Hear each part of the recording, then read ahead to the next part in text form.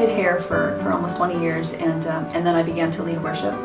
And in the process of leading worship, I began to go to community Bible study, a women's group.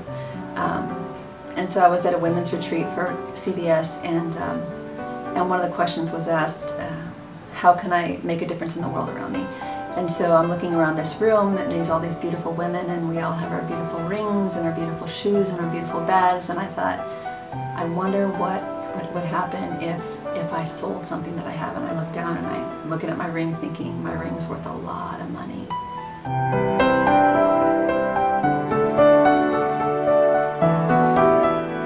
So I went to sleep that night, and I had a dream about Oskar Schindler.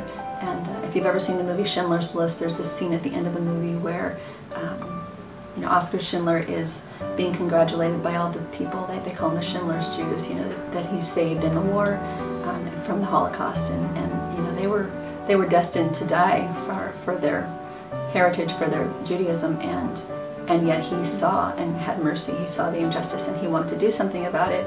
He had all this money, and he decided to spend his money rather than carry on the way that the other Nazis were. He decided that he was going to use his money to save as many as he could. He ended up saving over 1,100 Jews. But in the end of that movie, they come around to congratulate him, and he starts to cry. And they present him with a list, and the list was over 1,100 people in the factory that had, you know, signed this letter saying thank you to him, and he begins to cry because he realizes at that moment that you know, the value of his things, the value of his stuff was equivalent to human life. And it broke him. You know, he looks down and he says, this watch, I could have saved 10 more. This pen, this gold pen on my lapel, I could have saved. You know, and he begins to realize that it was too late to go back. As many as he did save, he could have saved more.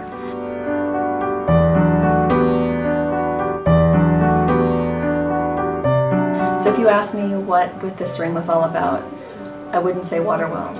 I would say we're about radical giving.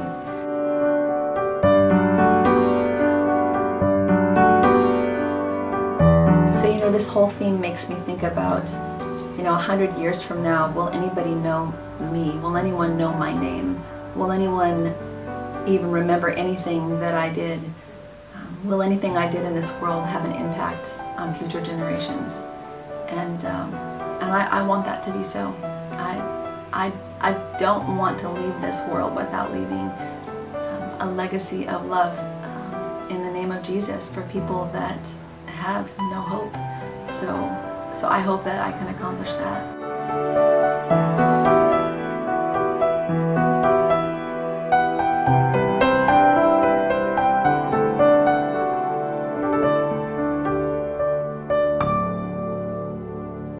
I would encourage everyone here tonight that we are all capable of doing so much more than what we see in the here and now. We can do so much more than provide stuff for our kids, leave things behind for them that are material. We can do something that's lasting and something that's eternal, and that's what I want to do with my life. And I hope that you get that here tonight. I hope that the message is clear, because I think we are capable of doing so much more, and it's such a much bigger picture than what we think about every day.